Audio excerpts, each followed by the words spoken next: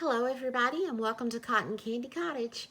I'm coming on to share some projects that I made this week for Christmas in July, and I'm going to start by showing you the products that I used to make my projects. And here are the two Lily of the Valley stamp sets that I used. I used this little sweet Christmas tag, and then I used the Happy Cocoa Season. And on the mason jar tags, I used just this little cookie set. And I just fussy cut those out.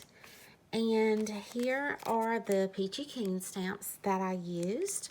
I used the little stamp set here to cut or to stamp the boy and the girl, and this die set here has a plate die that will cut them, but I had so many I just went ahead and used the Brother Skin and Cut to cut them out. And this die here is the little clothes set for all of them, or the accessories, and I just cut this plate is a plate die also, and I cut everything out at one time, and I cut it on several different colors, but I want to share with you later. I kept my negatives, and I ended up needing to take this little piece right here for the little boys' clothes, especially this one here and this one here. I ended up just cutting this straight across here with scissors, because when you put these overalls on your gingerbread, if you do the collar and the bow at the top, and I'll show you what I mean in a minute, he ends up looking like he has on no shirt underneath his overalls. So it was really easy to just cut this across here both times that I needed to do that, and it fits perfectly inside his little outfit on the tag, and it looks so much better like he had on a shirt under his little clothes. This is the tag that I used, and I don't know where the tag came from. It is a possibly Little Inkers. I'm not sure. It's in here with some stuff I bought from them, and I don't know why I put it in here, but it may or may not be. It could be just about from anywhere, but it's about 4 inches by 3.5 inches. Then I also used this die, and it's another bow die, and I believe it's KS Crafts. It's an alley die if not. And this is the gingerbread bow from KS Crafts. I think I've showed this recently, but I used that in the small and the large size. And I'll start by showing you my bows that I made, and I made these for some future projects for Christmas I'll be doing. But I just did several with just the red and the white, and then I used more of my little icing whips or icing swirls that I put in the middle of these gingerbread bows. And this is just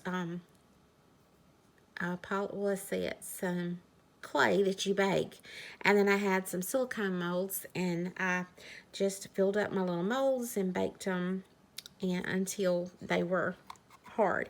And then those had the pink on them, and they're the smaller size. And then this was just one of the bows with the other die that I showed you, and this one here was just another single die that I wanted to put together. I had this paper laying on my table when I was doing my die cutting, and I thought it would turn out cute, and I liked the candy on it. So those are for future projects, and I needed to go ahead and get some of my I guess you would say supplies done for future projects while I had time. I'm going to show you the tags now, and here are the little gingerbread, and here's his little piece of shirt that ends up being between the overalls, and if it were not here, it would just be the color of him, and so it would look like he didn't have on a shirt. So I ended up putting those little pieces there for the guys. And he just has a snow globe, and then there's the little Lily of the Valley tag at the top with a bell. And this is a little shelf. And here's the little cookie tag. And I like that one because he has the blue. And this is another little guy. And again, he has the little piece there for his shirt. And I just kind of mixed and matched their clothes and accessories with the different colors that I had cut out. And this is one that's just green on the background. And here is one that I used one of my little homemade buttons with, and I thought this turned out cute.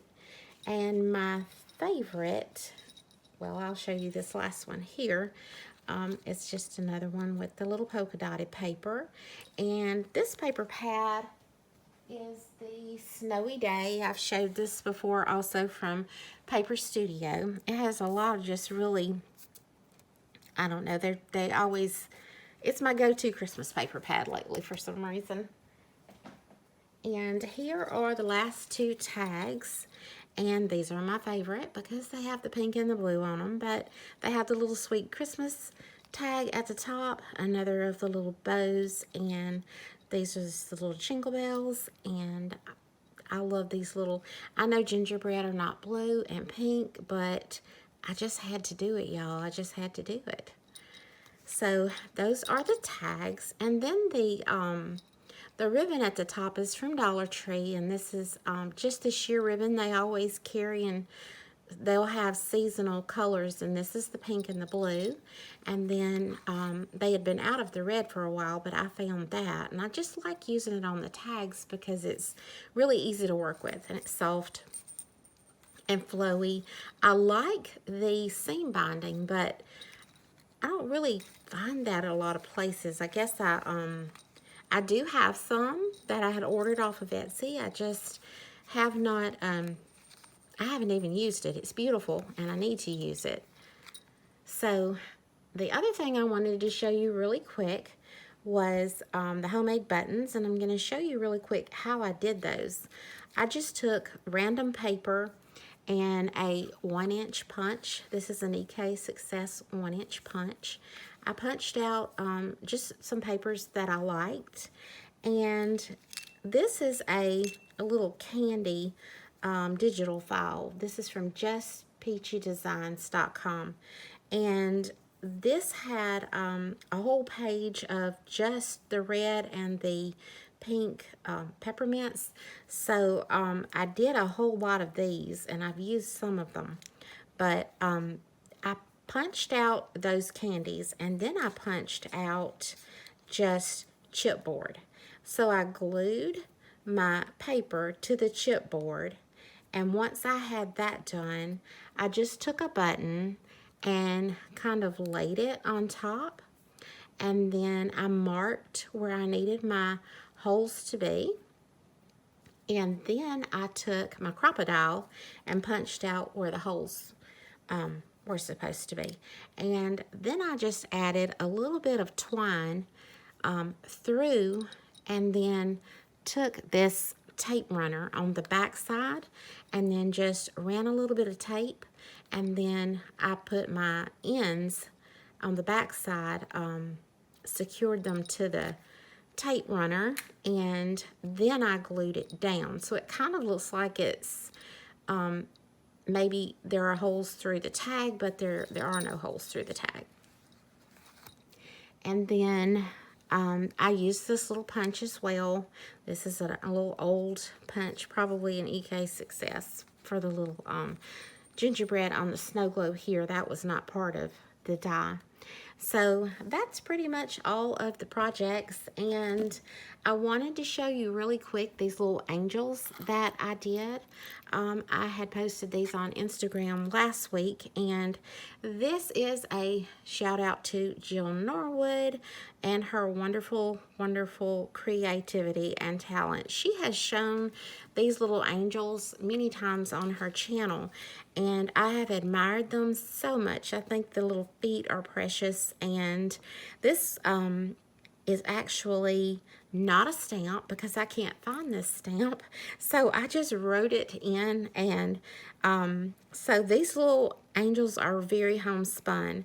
I took a picture of this little angel and cut her out and then traced her onto cardstock, white cardstock. And then I fussy cut that angel out very carefully and tried really hard to get the feet right, because this to me is one of the cutest parts of this angel, and the scallops on her wings and her hair just make her so uniquely cute.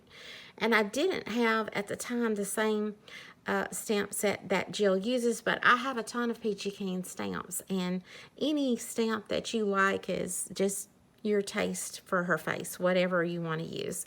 I put a little bit of diamond dust in here for her hair and at the bottom of her dress, and I just used acrylic paint and brushed this onto this craft cardstock. But once I got the little white cardstock cutout that I had traced, I took that piece and I colored it with a Black Magic, well, permanent marker, and made sure that it was black everywhere. And once I got that done, I put it down on my brother's Scan and Cut, and I scanned in the file and then saved the file. Then I brought the file back in and duplicated it. And if you have a Brother Scan and Cut, you'll know what I'm talking about. And if you don't, I apologize. But I'm just trying to tell you guys how I did her, because it took me a very long time to figure out how to make her, and I'm just trying to share. Once I duplicated the file, I was able to get 4 of them on an 8.5 by 11 piece of paper. And so now I just have the file saved, and I put my paper down on my map and hit cut, and I can cut 4 at a time, and it's just really quick.